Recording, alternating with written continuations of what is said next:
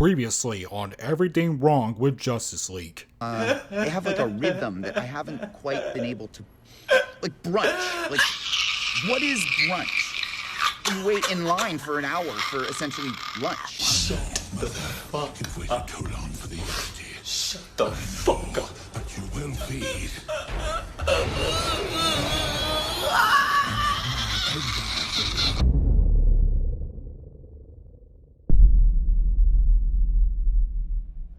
Well, it's finally time.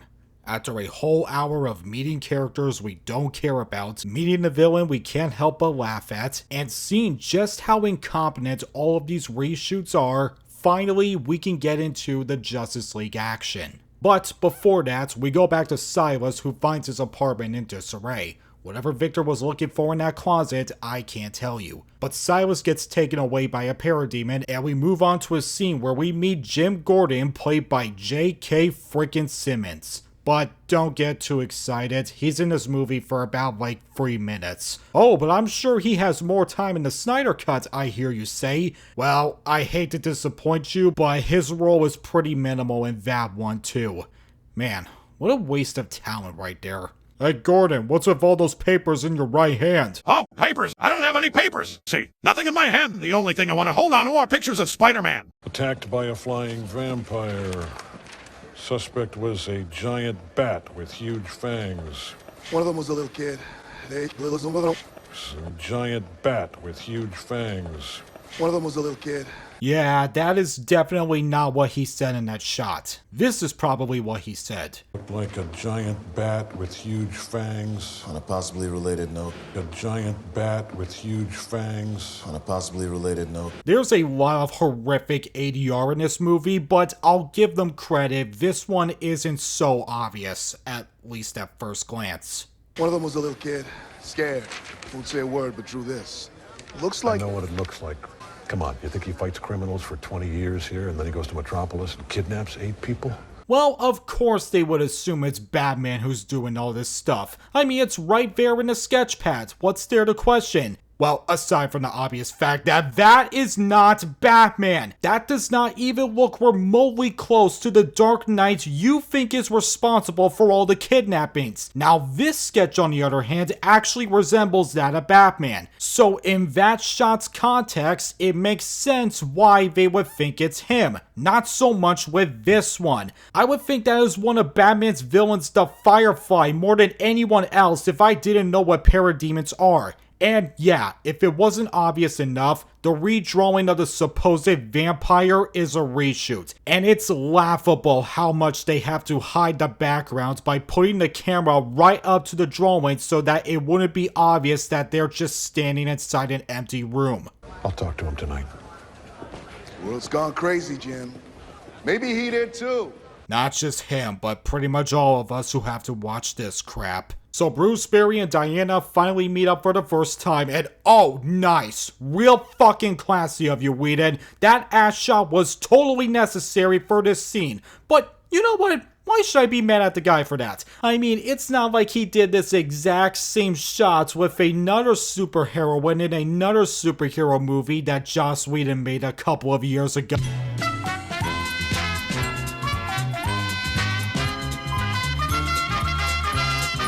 This ass shot, by the way, is completely absent in the Snyder Cut. Although whether or not this was a reshoot was a little hard to tell. I checked both versions of the scene, and while the camera placement is a bit different, I couldn't exactly tell whether or not the scene was reshot, or if what we see of Diana was added in post, or if what we see really is the original Snyder footage. But after examining them more and more, I came to the conclusion that this shot here was indeed an alternate Snyder shot. And to that I say, Zach, what the hell, man? But alternatively, that means Joss Whedon deliberately used this one shot where we get a clear view of Gal Gadot's ass for this scene because he can't keep it in his pants. Why not give us Ben Affleck's codpiece when he puts on the Batsuit while you're at it? If Joel Schumacher could do it, why not you? Cyborg finds that his father has been taken away, as made evident with his glasses being on the floor and the apartment windows broken. Looks like he's finally made up his mind. Cutting back to Gordon, he's on the rooftop waiting for Batman and his team and... Wait a second. What is that music playing?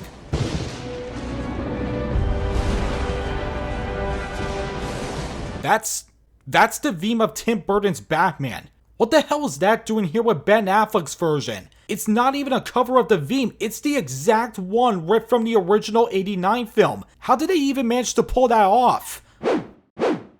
Oh, now it makes sense. If you haven't guessed by now, Warner Brothers got Danny Elfman to do the soundtrack for Justice League shortly after Snyder left the project. And he did the score for Tim Burton's Batman movies along with the soundtrack for the 2 Sam Raimi Spider-Man movies. So this guy clearly has experience under his belt on how to do superhero soundtracks. But I don't know why he went and reused one of his old themes for Batman and incorporated it into this movie. Quite frankly, I think that is a terrible idea. Because when you give a recent version of a live-action superhero a theme that belonged to a previous live-action version, all that's gonna do is confuse people on whether or not Ben Affleck is supposed to be that same character when we know very well he isn't at all. There's a reason why in Spider-Man No Way Home you did not hear Andrew Garfield or Maguire's themes play when Tom Holland's Spider-Man was on screen. Because they do not belong to that version. It belongs to these two. Also, Michael Keaton's Batman theme playing over Ben Affleck's Batman, that's interestingly prophetic. But Burton's Batman theme is not the only thing Danny Elfman reused. He also reused John Williams' Superman theme from the original Christopher Reeve films, which was used in a very out-of-place scene later on. I think he reused CW's Flash theme for Ezra Miller's version, which is stupid since the two are not the same version at all, and he reused the Wonder Woman theme in Batman v Superman and in her solo film. And my god, this theme was handled the worst in this movie. Like, what the hell is this?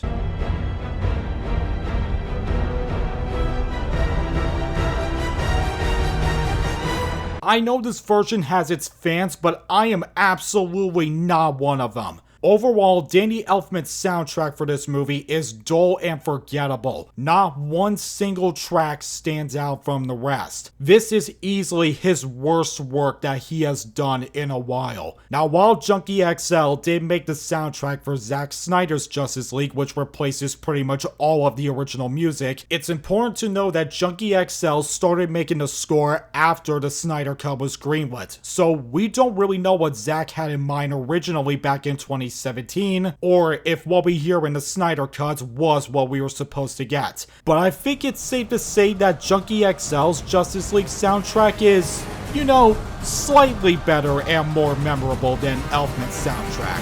Oh, fuck yeah! This shit! Kill me now! Ugh. 2 for a pig, 1 for a stick, baby! 2 for a pig, 1 for a stick. Just stop! Just stop it! Stop! No! Just stop it! Back to the scene. So finally Batman shows up on a gargoyle statue and they completely spoil the moment by having this stupid torn blanket flapping all over the camera. We don't even get to focus on him either. They just cut away back to Gordon and he's already off the statue. How is it that Joss and Warner Brothers managed to take every single cool looking shot Snyder made before and turn them into the most uninspiring shots ever to be seen in a superhero movie? Who cares? Batman, Wonder Woman, and the Flash are finally together, and they start talking about the situation. 8 people abducted from or near Star Labs. Okay, movie. You know, that obviously reshot sketch scene was already unconvincing back in the GCPD, but it's so obvious here they shot this in an empty room made to look like outside. The demons must have caught the scent of the mother box. They carried people away to find out what they know. Hold on, I thought they were attracted to fear, not those who have knowledge of the murder boxes. Sure, you mentioned they're looking for them, but how do we know that's not just them following Steppenwolf's orders? While they're discussing the 8 kidnapping, Cyborg arrives to tell them his father was taken too, and thank God he's finally out of those goddamn gym clothes. Originally in the Snyder Cut, Cyborg says to them, The head of Star Labs was taken tonight.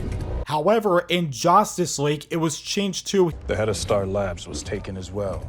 and it is so obvious Ray's lip movements are mismatched with what is said on the as well part. Guys, you don't rewrite lines for shots that show the character speaking the original ones, for fuck's sakes. Well, I guess they learned their lesson just a couple of seconds after, because when Cyborg finds out the location of the scientist, he says that the lines lead back to Stryker's Island in the Snyder Cut. But in Justice League, it's now Braxton Island. Don't ask me why that was changed, because I don't think they know either. Finally, to close off the scene, we get a joke of the Flash being late to Batman's traditional disappearing when no one's looking technique that, yes, was done by Snyder. The Justice League makes it to Stryker's Island, Braxton Island, and we get another joke that while it was shot by Snyder, it was written by Whedon and then dubbed into the scene. And it's a joke that really does not make sense at all. One at a time. The bridge made us whole.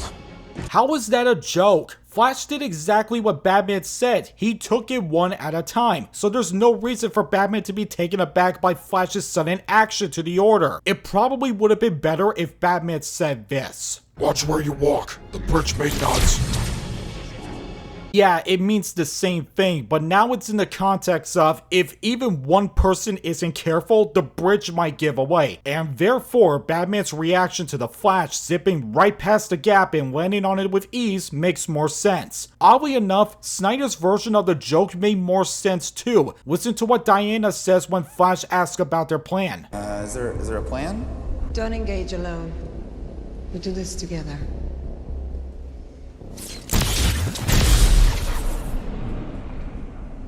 See, in that scene, Flash actually did go against Wonder Woman's word, so the joke works, but not so much when Batman tells them to go one at a time, and then Flash does exactly that. And yes, I am aware that Flash and Batman change positions from this one frame to the other, and that when Batman finishes his line, his mouth isn't moving at all. Just tell me the truth.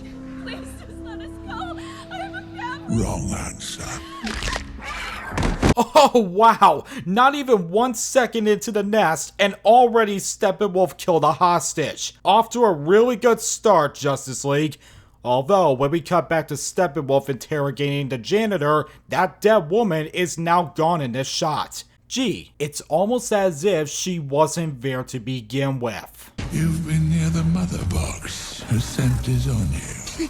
Okay, again, we have not established the idea that Steppenwolf and his goons can scent out people who know where the mother box is. And besides, why are you even asking where it is? When you really think about it, this whole Steppenwolf needing to interrogate people to find the last mother box thing is a huge plot hole in the movie. This guy was able to track down the first 2 mother boxes with absolutely no problem. So by that logic, he surely has to know where the last one is, right? And if he's able to figure out the locations on his own, what is the point of having parademons with you then? Yes, I hear you. I know Snyder's version explains why Steppenwolf doesn't know where they are and why he needs parademons. But I'm not talking about the logic of that version. I'm talking about the logic of this one. And this movie's logic is all but fucked. Please, we have families. Why does everyone keep telling me that? I don't know, ask Snyder and Chris Terrio. They wrote that line after all. Please, we have families. Then you have weakness. After Flash sees the huge inflated clown doll, he starts to panic and tells Batman some things that really contradicts his previous appearances in the DCU. I'm afraid of bugs and guns and obnoxiously tall people and murder, and I can't be here. It's really cool. You guys seem ready to do battle and stuff, but full transparency, I've never done battle. I've just pushed some people and run away.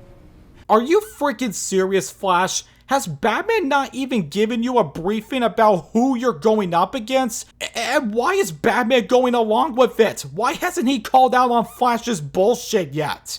Yeah, Batman, you know, I don't like guns, flies, death, and big dick people. I never even fought them. I just pushed people and ran away. That's all I did. Wait, but haven't you dealt with that armed robber at that liquor store? Well, yes, but I wasn't really his target, you know. And didn't you take down Captain Boomerang back at the bank in Suicide Squad? Well, yeah, but he has a fucking boomerang. What damage do you think that's gonna do? And didn't you also mention that you were fluent in Gorilla Sign Language, which probably meant that you, at one point, fought a massive and possibly deadly gorilla in your life, and you knew you couldn't just push the thing and run, and you actually had to engage in a fight against the tall and murderous gorilla you just said you were afraid of? Wait, how the hell do you know all that?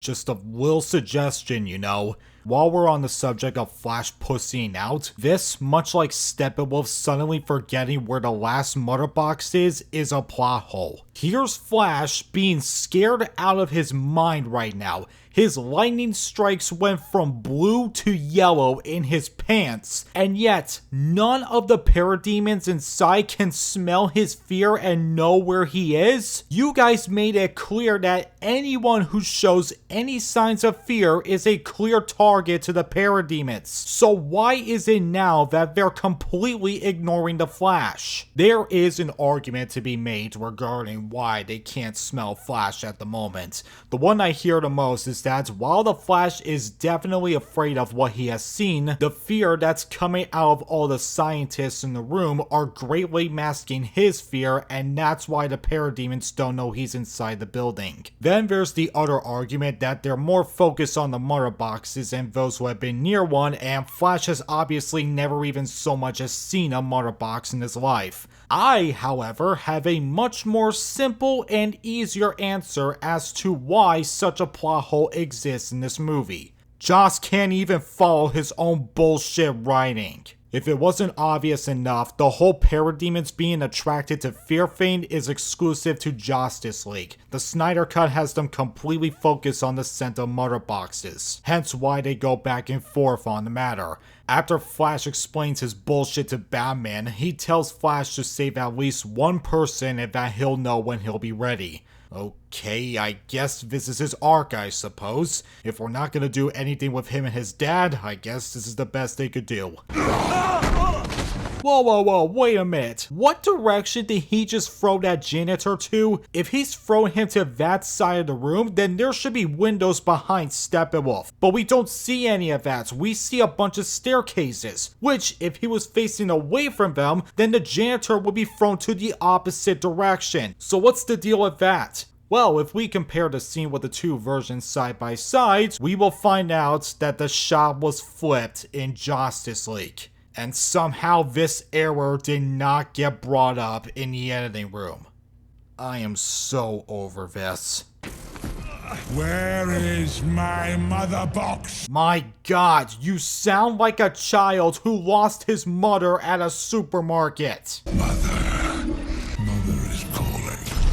Mother. Where is my mother? Cyborg sees that his father was about to be killed and in a sudden burst of emotion, attacks Steppenwolf head on with the intent to save his father and oh, wait, sorry, that's the Snyder cutscene, my bad. Let's try this again. Cyborg sees that his father was about to be killed and shows absolutely no emotion whatsoever. Then he nonchalantly creates a Mega Man arm cannon to attack Steppenwolf and save his dad. Yeah, clearly this is better, Whedon. Also, get a load of the shift in color tones between this shot and Snyders. Honestly, how do you mess that up? So Cyborg saves his father, and Steppenwolf, rather than killing him like he should, starts speaking more word garbage. You were born of her. Oh, What's going on in that head of yours, pal?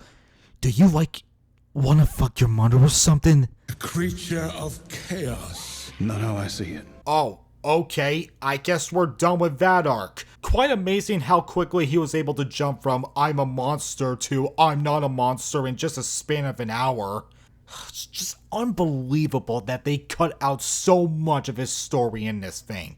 Diana sweeps in to save Cyborg, and finally, for real this time, we get an action scene with the Justice League. It would have been exciting if, it wasn't edited like the movie was on speed. And also, watching this Steppenwolf fight against Wonder Woman makes the whole thing feel like it looks like you're watching your child playing with action figures. The whole fight scene feels weightless, a problem that was not apparent in Snyder's version since, well, look at that Steppenwolf. I can believe that this one will be a problem with the Justice League, but this guy, it's a freaking joke. And it's a good thing I brought up Steppenwolf's design again, because one of the things I forgot to mention regarding how he looks is that his design in Justice League is a major continuity error. Let's make this totally clear. This Steppenwolf is the original design for Snyder's movie. This is what we were supposed to see back in 2017. And this design was used in the Ultimate Edition of Batman v Superman, where Lex Luthor learns about the impending war with Steppenwolf and the Mother Boxes. What we see in Justice League is the redesign. And clearly, this is not what was shown in Batman v Superman. How exactly did he go from looking like an alien/monster to an almost human-like freak? I will never know. Oh, wait, I do know actually. It's so that toddlers won't be scared shitless in the theaters, because that's apparently Warner Bros.' only solution to save their dumpster fire of a universe. Steppenwolf and Wonder Woman start fighting, and his voice kind of screws up in this one shot. Amazon. Honestly, not surprised that they would even mess up the pitch of his voice in the editing room. Batman starts to bust some heads, and the Flash... Where is he? I don't think they ever disclosed where this spot is in the room. Flash motivates himself and manages to get Silas out of the room. Hey! Where the hell was Cyborg? Wasn't he with his dad before Flash took him away? Steppenwolf tells the Parademons that Wonder Woman is his and, yep, definitely a reshot scene. Her hair did not look that poofy earlier before, and yeah, more shitty green screens. This is getting boring. You overestimate yourself. Child, my axe is still slick with the blood of your sisters. Oh. That's cold, Steppenwolf. A shame the moment is marred by the fact that there is no blood on his axe. Now, if it was Snyder who did this moment, you bet your ass there would be blood. Dude, look at this utter joke of a scene. Am I really supposed to believe Wonder Woman would have trouble fighting against this life-sized meat fork? I don't think so. Batman's getting his ass handed to him, and this one parademon is apparently too much for him to handle, and he decides to call in the Nightcrawler to wait a goddamn minute. Go back. Alfred, I need the Nightcrawler.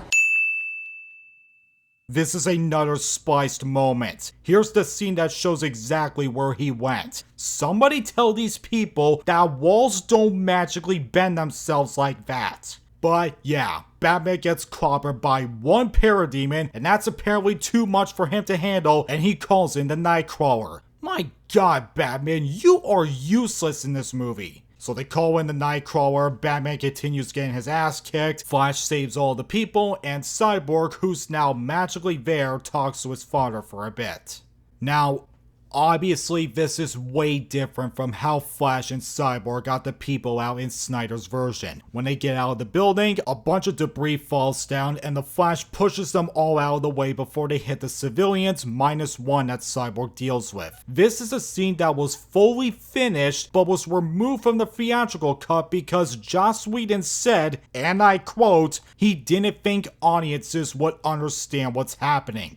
You absolute brainlets. We know exactly what happened. The Flash is fast. The Flash can move things at a fast pace. The Flash is pushing all the debris away from the civilians. It's not that difficult to understand. Is it us that doesn't get the scene, or is it you, Whedon? After Flash saves everyone, Silas and Cyborg have a brief moment with each other, and this scene is a very impactful moment for Cyborg because of the journey we have seen with him so far. Victor hates his father for turning him into a machine, and his hatred burns deep within him when we watch this scene of him listening to his father's cassette tape that helps him learn his powers. Victor listens to the tape just fine when his father talks to him as a scientist, but the moment he starts talking to him as a father, Victor smashes the tape, clearly showing us he still can't forgive his father. And yet, despite this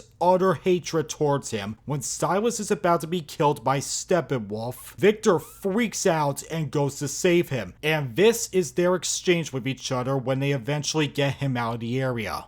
You okay? Wasn't sure you'd come. You're my father. Go. This scene has little dialogue, and yet it speaks a lot about Cyborg as a character, and this will play a pivotal part to his arc near the end of the movie. Now, how did Joss Whedon handle this scene? He's after the change engine, his mother box. You have to keep him from it. Help people get to safety. Promise! No! Yep.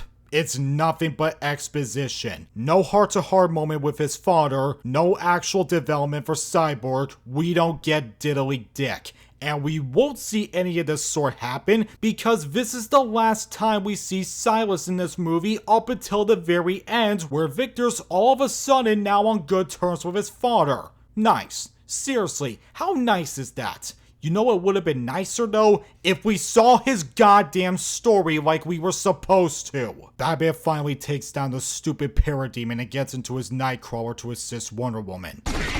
Sorry, guys. I didn't bring a sword. I also didn't bring a cow that fits my face very well. Does this make me look fat? Now, if you're currently thinking to yourself, Batman would never say such a thing during battle, well, Joss and Warner Brothers don't agree with you, because right after that quip, he makes another one.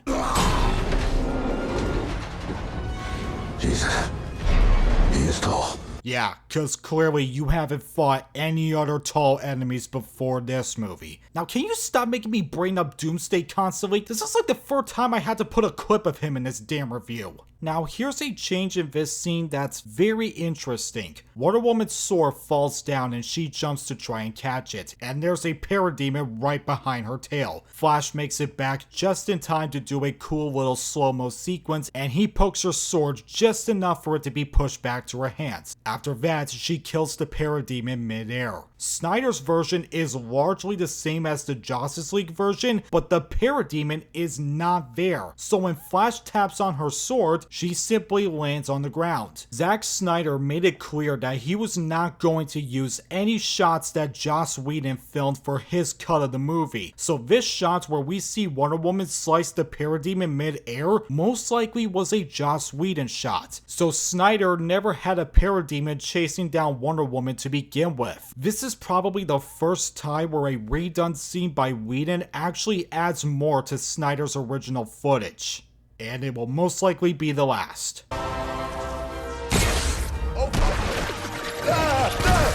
Whoa, wait a minute. What did Flash just say? Was that an F-bomb he dropped? An F-bomb? In this version? No, I'm sure I'm just hearing things. This probably happened in the Snyder Cut as well, and it's simply my mind interpreting it as a swear word and...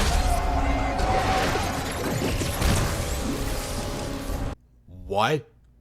They used different audio in that version? So you're telling me they left in an F-bomb in their theatrical version that was meant to be less violent for audiences? My God, you guys can't do anything right. But we're not done yet. And guys, this is it. This is the scene that I was alluding to for a while. The Nightcrawler falls, and the Flash quickly moves himself and Wonder Woman out of the way. Batman smashes his face onto the ground so they can embarrass his character further, and we cut to the Flash falling on Wonder Woman's chest.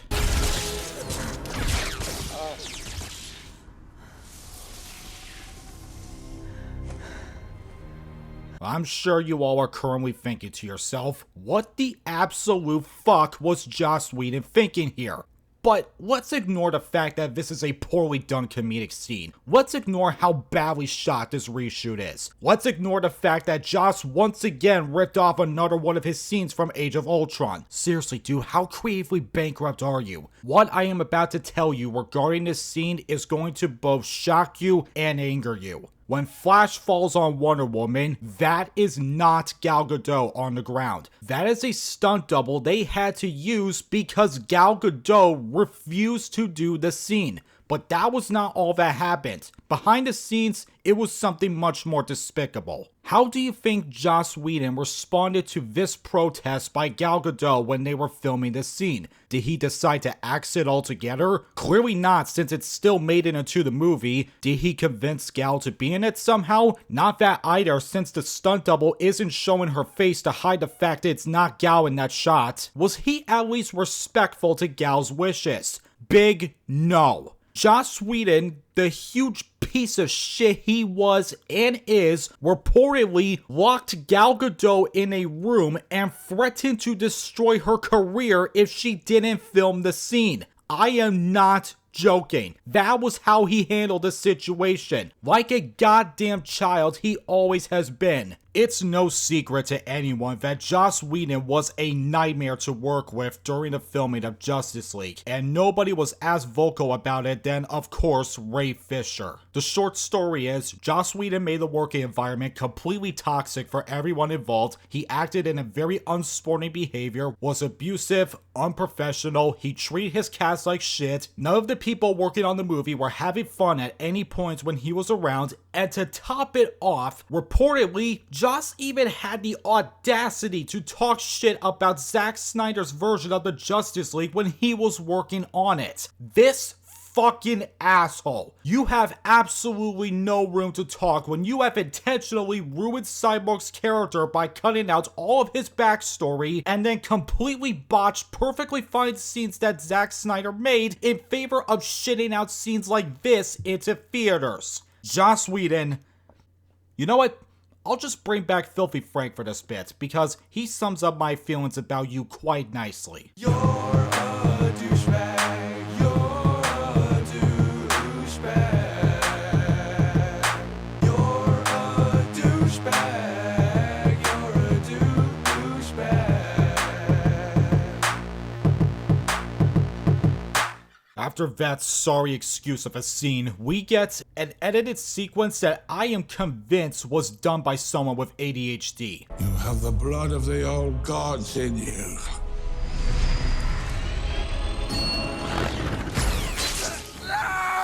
The old gods died. What the hell was that? It's like they went, hey, Wonder Woman's about to take this guy down. Oh shit, Flash is getting hurt. Okay, back to the scene. Of course, that's my exaggerated way of putting it, but you know what it might actually be? This little shot of Flash getting his leg wounded feels like a pickup shot to explain why he limps to the Nightcrawler when the tunnel starts flooding. Because they did not have the money to reshoot his scenes and remove the whole Flash getting shot thing altogether. And that's why they slapped this moment randomly onto Wonder Woman's bit. But they really did not have to do that, because later a bunch of parademons drag him away from the fight. Just put in the clip of him being shot right before the parademons take him away. It accomplishes the same thing. So Wonder Woman blasts him back with her gauntlets, saves Flash from almost becoming parademon food, and Batman remembers he's supposed to be in this movie. Heads up! Hey, Cyborg, you might want to use your face shield before you... Never mind. I guess that part was just too dumb for Whedon to leave in. Cyborg reactivates the broken down Nightcrawler and blasts some missiles to Steppenwolf that he easily deflects and even grabs one with his own hand. Primitive beings. Oh, they're the primitive ones, says the walking pitchfork with an axe. The missile is shot to the wall and the whole place starts flooding. Batman gets the Flash out of there while Wonder Woman, who doesn't have her shield, keeps her eye on Steppenwolf. Cyborg tells them to move unless they want to drown, and Wonder Woman magically has her shield back in her hand. It's a Christmas miracle. And also, oh my god, this green screen. You all need to move. You get him out. Diana, there's no time. Also among my fears is drown. Shut up. You are a distraction. Mother is calling. Shut the fuck up. Just before things get bad, Aquaman swims in and holds back the flood just long enough for them to climb out of there. Cyborg then leaves to get the mother box, and the scene ends with a joke.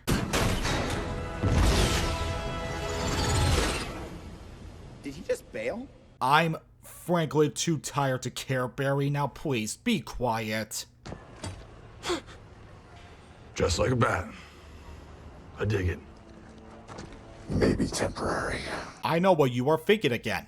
Wow, that is a really bad line for Batman. How could Joss Whedon make him say such a thing? But get this. This scene wasn't done by Whedon. What you are seeing is a Snyder scene, but the line wasn't written by either. Chris Terrio was the writer for Snyder's Justice League, and all of his work remains in that version. However, when Snyder was still working on the movie in 2017, Jeff Johns wrote a couple of additional pages that contained jokes such as the "I hear you could talk to fish" and the "dress like a bat" lines. Johns demanded that these be added into Snyder's film in order to make it lighter in tone compared to its dark and gritty predecessor back in 2016. But like I said before, it's very obvious that Snyder hated everything Johns wrote down, as this little part of his original scene is completely absent in the Snyder cut. And really, who can blame him? Jeff Johns seems to know Batman as well as Joss Whedon does, which is to say, not at all.